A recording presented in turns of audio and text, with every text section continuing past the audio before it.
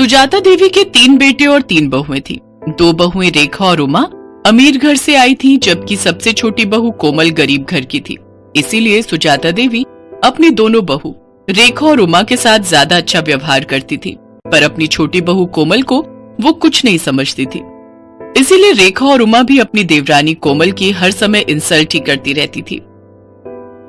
माँ जी देखिए ना, कोमल तो बिल्कुल गरीबों वाली हरकतें करती है। दाल में घी ऐसे डाला है मानो उबली हुई दाल ही हो बिना तड़के की। और रोटी तो देखिए माँ जी, रोटी में घी भी नहीं लगाया, सूखी रोटी आगे रख दी। कोमल इधर आ, मैं तुझे अभी बताती हूँ। अरे तू गरीब घर से आई है तो तू हमें भी गरीब समझने लगी है क्या? जब घर में किसी चीज की कोई कमी नहीं है तो तू इतनी कंजूसी क्यों करती है? हाँ, आज तूने खाने में देसी घी क्यों नहीं डाला? माँ जी देसी घी खत्म हो गया है, जो था वो मैंने यूज कर लिया। माँ जी अभी 2 दिन पहले ही तो देसी घी आया था, इतनी जल्दी इसने खत्म भी कर दिया। कहीं ये देसी घी खुद तो नहीं खा जाती, क्योंकि इसने मायके में तो कभी देसी घी खाया ही नहीं होगा। नहीं माँ जी, घी तो रखा था, पर कल रेखा भाभी और उमा भाभी ने मुझे पिन्नियां बनाने के लिए बोला था, तो सारा घी पिन्नियां बनाने में ही लग गया। अरे अब तू मेरी बहुओं के खाने पर भी नजर लगाएगी? तेरी इतनी हिम्मत? अरे तू गरीब घर की है, इसीलिए तू ऐसी हरकतें करती है। चल जा यहाँ से। रेखा बहू, लाला को फोन कर दे, नौकर के हाथ 5 किलो देसी घी भिजवा देंगे। कोमल रोती हुई रसोई में चली जाती है। उससे अक्सर ही ऐसे अपमान सहने पड़ते थे। नया साल आने वाला था। घर में नए साल की पार्टी की तैयारी चल रही थी। रेखा और उमा दोनों ने ही अपने मायके वालों को नए साल की पार्टी के लिए इनवाइट किया हुआ था। बस कोमल के ही मायके वाले रह गए थे। माँ जी हमने अपने अपने घर में तो सबको बोल दिया है नए साल पर आने के लिए, पर कोमल के घर वालों को बोलना भी रह गया है। कैसे करना है फिर? अरे छोड़ो ना, उन भिखारियों को बुलाने की क्या जरूरत है। पार्टी में तुम दोनों के घर से सब लोग आ जाएंगे। अब तुम्हारे मायके वालों में और कोमल के मायके वालों में बहुत फर्क है। नहीं माँ जी ऐसा मत कीजिए, मैं तो कहती हूँ इसके मायके वालों को बुला ही लेते हैं। सबके सामने उनका ऐसा अपमान करेंगे कि ये हमेशा याद रखेंगी। कान इधर लाइए, मैं आप सबको समझाती हूँ। रेखा और उमा अपनी सास के साथ मिलकर कोमल के मायके वालों को अपमानित करने की योजना बनाती हैं।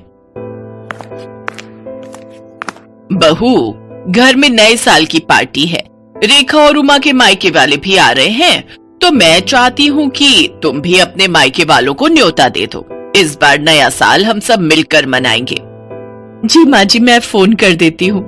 अब आएगा मजा, आने दो इसके मायके वालों को। कोमल को जरा सी भी भनक नहीं थी कि उसकी पीठ पीछे उसकी सास और जेठानियां उसके खिलाफ क्या षड्यंत्र रच रही है। 31 दिसंबर का दिन आ जाता है। कोमल के ससुराल में पार्टी की तैयारी चल रही थी। रेखा और उमा के मायके वाले आने शुरू हो गए थे। रेखा और उमा ने रसोई में घुसकर तक नहीं देखा, वो तो अपने मायके वालों के साथ ही बातों में लगी हुई थी। कोमल बहू, मेहमानों को पकवान परोस दिए ना? अच्छे से घी मिर्च मसाले बढ़िया डाले हैं ना? कोई कंजूसी मत करना। मेहमान खुश होकर जाने चाहिए। और तुम्हारे माता पिता भाई बहन सब कहाँ रह गए? बड़ी देर कर दी उन्होंने आने में। वो लोग भी समय पर आ जाते तो पार्टी का मजा ले लेते। जी माँ जी, मैंने सबको खाना परोस दिया है और वो मम्मी से मेरी बात हुई थी, बस पहुंचने वाले हैं। तभी कोमल के मम्मी पापा और भाई बहन आ जाते हैं। नमस्ते जी नमस्ते, आओ आओ, बड़ी देर कर दी आप सबने आने में। आज 31 दिसंबर की वजह से बहुत भीड़ थी, ऑटो भी नहीं मिल रहा था। बड़ी मुश्किल से ऑटो मिला तो हम पहुंचे हैं। हाँ, मैं तो भूल ही गई थी। वो रेखा बहू और उमा बहू के घर वाले गाड़ी से आए हैं ना, तो मुझे आप लोगों का ध्यान ही नहीं रहा कि आप लोगों के पास तो गाड़ी ही नहीं है, और आप लोगों की तो इतनी हैसियत भी नहीं है कि गाड़ी खरीद सको। खैर छोड़ो, आओ आप सबको रेखा बहू और उमा बहू के घर वालों से मिलवाती हूँ। अब समधन जी, ये कुछ मिठाई लाए थे नए साल के आने की खुशी में। रख दीजिए। वैसे हमारे घर तो वो बड़ी दुकान है ना जो बाजार में है, वहीं से शुद्ध घी की मिठाई आती है। देखते हैं, अगर हमने नहीं खाई तो घर के नौकरों को दे देंगे, उनका भी तो नया साल है। कोमल सब सुन और समझ रही थी। वो अब तक ये जान चुकी थी कि उसके मायके वालों का बहुत अपमान हो रहा है, पर वो उस समय चुप रही। कोमल की जेठ जेठानी अपने अपने घर वालों की आवभगत में व्यस्त हो गए। सूरज ये सब देख रहा था। कोमल, अपने मम्मी पापा के लिए भी प्लेट लगा दो, सब लोग खाना खा रहे हैं। तुषार, ज्योति, चलो तुम लोग भी खाना खा लो, चलो। जी हाँ, बस मैं लगा ही रही हूँ। मम्मी पापा, तुषार, ज्योति, आओ बैठो, मैं आप सबको भी खाना परोस देती हूँ। कोमल जैसे ही खाना लेने रसोई में जाती है, वो देखती है सारे बर्तन खाली थे, उसमें खाना था ही नहीं। कोमल घबरा जाती है। अरे, बर्तनों में तो खाना ही नहीं है, मैंने तो बहुत सारा खाना बनाया था। क्या हुआ कोमल, तुम परेशान क्यों? अपने घर वालों के लिए खाना लगाओ। अच्छा नहीं लगता वो सब ऐसे ही बैठे हुए हैं। क्या खाना लगाऊं? खाना तो बचा ही नहीं है। मैंने इतने सारे पकवान बनाए थे, बल्कि ज्यादा ही बनाए थे। रसोई में तो कुछ भी नहीं है। अच्छा नहीं लगता सबसे इस बारे में पूछना। रुको, मैं कुछ करती हूँ। पर ऐसा कैसे हो सकता है? अगर तुमने ज्यादा खाना बनाया था तो आखिर खाना खत्म कैसे हो गया? मैं अभी माँ और भाभीियों से ये बात पूछता हूँ। नहीं नहीं, अच्छा नहीं लगता, सब मेहमानों के बीच में बैठे हैं। कोई नहीं, मैं सबके लिए कुछ और बना देती हूँ, थोड़ी देर लगेगी। रुको, मैं बाजार से कुछ ऑर्डर करता हूँ। तुम कहाँ इतनी जल्दी जल्दी सब कुछ बना पाओगी? नहीं नहीं, बाजार का मंगवाओगे तो सबको पता चल जाएगा। आप टेंशन मत लो, मैं कुछ बना लेती हूँ। कोमल के मायके वाले बहुत देर तक बैठे रहे। कोमल सूरज को कुछ मंगवाने के लिए भी मना कर रही थी, क्योंकि उसके मम्मी पापा वगैरह को तो ये बात पता थी कि कोमल ने सारा खाना घर पर ही बनाया है। कोमल अपने मम्मी पापा का सम्मान रखने के लिए जल्दी जल्दी पूड़ियां और साथ में आलू की सब्जी बनाने लगी। तभी उसकी सास और दोनों जेठानी रसोई में आ गई। अरे कोमल, तुम ये पूड़ियां क्यों तल रही हो? इतना सारा खाना तो बचा हुआ है। अरे भाभी, आप समझते क्यों नहीं हो? कोमल अपने मम्मी पापा, अपने भाई बहनों को गरम गरम खाना खिलाना चाहती है। इसने हमारे घर वालों को तो ठंडा खाना खिला दिया, अब अपने घर वालों को बढ़िया पकवान खिलाना चाहती है। इसके घर वालों ने कभी ऐसा बढ़िया खाना खाया नहीं होगा ना, तभी ये ऐसा कर रही है। जब इतना खाना पड़ा था तो ये सब बनाने की क्या जरूरत थी बहू? ये देखो कितना सारा खाना बचा हुआ है। ये थोड़ी है कि हम अच्छे खासे पैसे वाले हैं तो खाने की बर्बादी करें। माँ जी, थोड़ी देर पहले तक ये खाना नहीं था। रसोई में सारे बर्तन खाली थे। मुझे नहीं पता था कि भाभीियों ने सारा खाना कमरे में रखा हुआ है। मुझे सब समझ आ गया है माँ जी। मैं चाहे जितना मर्जी आप लोगों के लिए कर लूं, पर आप लोग जानबूझकर मुझे अपमानित करना हमेशा से ही चाहते हो। कमरे में मेरे मम्मी पापा और मेरे भाई बहन बैठे हुए हैं। अब मेरा मन नहीं है कि मैं इस घर में रुकूं। मैं उन लोगों के साथ अपने घर जा रही हूँ, अपनी माँ के घर। मुझे तो ऐसा लगता है कि यहाँ पर कोई मेरा अपना है ही नहीं। सूरज जी, मैं यहाँ नहीं रुक सकती। जहाँ इज्जत नहीं हो वहां से चले जाना ही अच्छा है। रुको कोमल, तुम अकेली नहीं जाओगी, मैं भी तुम्हारे साथ चलूंगा। अब हम यहाँ रहेंगे ही नहीं। जहाँ मेरी पत्नी की इज्जत नहीं, वहां मैं भी नहीं रह सकता। मैं भी कब से अपने आप को रोक कर बैठा था। अरे सूरज, ऐसा नहीं कहते। कोई बात नहीं, छोटी छोटी बातें होती रहती हैं। कोमल, गुस्सा थूक दो। और माँ, आप सब भी नए साल के दिन इस तरह की हरकतें करके घर में क्यों सबका मूड खराब कर रहे हो? कोमल, शांत हो जाओ, अभी मेहमान चले जाएंगे, उसके बाद हम कल बात करेंगे। कोमल की सास और जेठानियां यही सोच रही थी कि शायद उन्होंने कुछ ज्यादा ही गलत कर दिया, पर अब बहुत देर हो चुकी थी। सूरज और कोमल ने अलग रहने का फैसला कर लिया और कुछ ही दिनों बाद वे दोनों अलग रहने चले गए। कोमल की सास और जेठानियों को बाद में खुद पर पछतावा होने लगा, क्योंकि कोमल के रहते उन्हें कोई काम ही नहीं करना पड़ता था। पर कोमल के जाने के बाद उनके सिर पर घर की सारी जिम्मेदारी आ गई और उन्होंने कोमल जैसी अच्छे स्वभाव वाली बहू का साथ खो दिया। कोमल अपने पति सूरज के साथ अपने छोटे से घर में सुकून से नए साल में नई जिंदगी की शुरुआत करती है।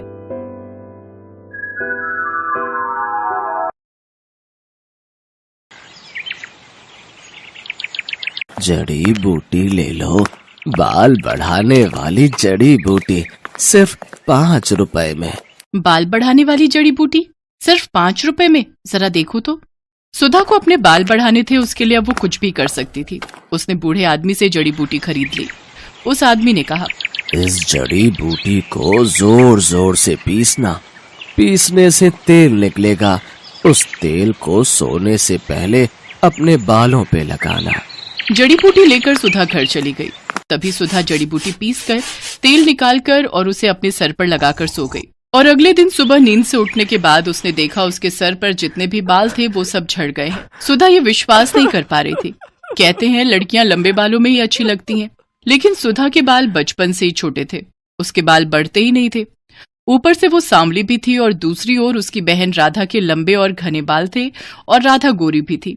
इसीलिए राधा बचपन में हमेशा सुधा को चिढ़ाती थी, तू तो मेरी सगी बहन नहीं है, तुझे तो माँ और पापा रास्ते से उठाकर लाए थे, नहीं तो तू इतनी बदसूरत कैसे है। ये सुनकर सुधा हमेशा रोती थी, माँ पापा देखो ना राधा क्या बोल रही है, माँ पापा देखो ना। राधा और सुधा की माँ शमिता कहती थी, रो क्यों रही है सुधा, राधा ने कुछ गलत तो नहीं कहा, तू बदसूरत है, तेरे सर पर बाल भी नहीं है, मुझे ऐसी बेटी नहीं चाहिए थी। सुधा का पिता भी उससे प्यार नहीं करता था। सुधा को हमेशा हर किसी से नफरत ही मिलती थी। ऐसे ही बड़ी हुई सुधा। हर रोज वो रात को रोती थी और भगवान से प्रार्थना करती थी, हे भगवान कुछ चमत्कार करवा दीजिए, मेरे पैर तक लंबे बाल उगा दीजिए, प्लीज भगवान प्लीज। और इसी तरह सुधा और राधा दोनों जवान हो गई। आज सुधा को लड़के वाले देखने के लिए आने वाले हैं। सुधा आईने के सामने बैठकर तैयार हो रही है। उसके सर पर अभी भी ज्यादा बाल नहीं है। वो आईने में अपने आप को देख ही रही थी कि तभी उसकी माँ आ गई और ताने मारना शुरू कर दिया, यहाँ ऐसे बैठे रहने से कुछ नहीं होगा, जल्दी जल्दी करो, नहीं तो ये लड़का भी हाथ से चला जाएगा। वहां राधा आ गई और बोली, माँ मुझे तो समझ में नहीं आ रहा है कि आप मुझसे पहले इस भूतनी की शादी क्यों करवाना चाहती हो। राधा बेटी, इस भूतनी को तो पहले विदा करना पड़ेगा, नहीं तो बाद में कौन इससे शादी करेगा। एक बार बस ये सर से उतर जाए, उसके बाद मैं तेरे लिए बहुत अमीर और अच्छा लड़का ढूंढ कर लाऊंगी। माँ आप सभी मुझसे इतनी नफरत क्यों करते हो, आखिर मैंने किसी का क्या बिगाड़ा है। तेरे सर पर बाल नहीं है सुधा, तू बदसूरत है बदसूरत, तू मेरी बहन कहलाने के लायक नहीं है। थू। सुधा रोने लगी। वो पूरी जिंदगी रोती ही आई है। अविनाश नाम का लड़का सुधा को देखने के लिए आया। शमिता के कहने पर राधा अपने कमरे में ही बैठी हुई थी, क्योंकि शमिता ने उससे कहा था, बेटी तू कमरे के अंदर ही रहना, नहीं तो लड़के वाले सुधा से रिश्ता नहीं जोड़ेंगे। खैर अविनाश के साथ सुधा का रिश्ता तय हो गया, लेकिन उसके लिए बहुत ज्यादा दहेज देना पड़ा। उस बात को लेकर भी शमिता सुधा को ताने मारने लगी। सुधा मन ही मन सोचने लगी, अपने घर में तो मुझे शांति नहीं मिली, शायद ससुराल में जाकर मैं खुश रहूंगी। सुधा की शादी हो गई और शादी वाले दिन ही अविनाश ने राधा को पहली बार देखा और देखते ही उसके प्यार में पड़ गया। यार मैंने इसे पहले क्यों नहीं देखा, कितनी गोरी है ये, कितने लंबे बाल हैं इसके, इससे पहले मिल लेता तो मुझे इस भूतनी से शादी नहीं करनी पड़ती। लेकिन अब कुछ नहीं हो सकता था। सुधा अविनाश के साथ ससुराल चली गई और ससुराल पहुंचते ही सुधा की सास विमला ने सुधा को 1000 काम थमा दिए। रसोई जाओ और सारे बर्तन मांजो, उसके बाद खाना बनाओ और उसके बाद पूरा घर साफ करो। मत भूलना कि तुम्हें इस घर की बहू सिर्फ और सिर्फ काम करवाने के लिए ही बनाया गया है। ठीक है माँ जी, नहीं भूलूंगी। सुधा बिना थके काम करने लगी। उसकी सास और उसका पति उसके छोटे छोटे बालों को लेकर मजाक उड़ाने लगे। तुम्हारे बाल तो मुझसे भी छोटे हैं सुधा। ये तो पूरी नौकरानी लग रही है। हाँ हाँ, मुफ्त की नौकरी।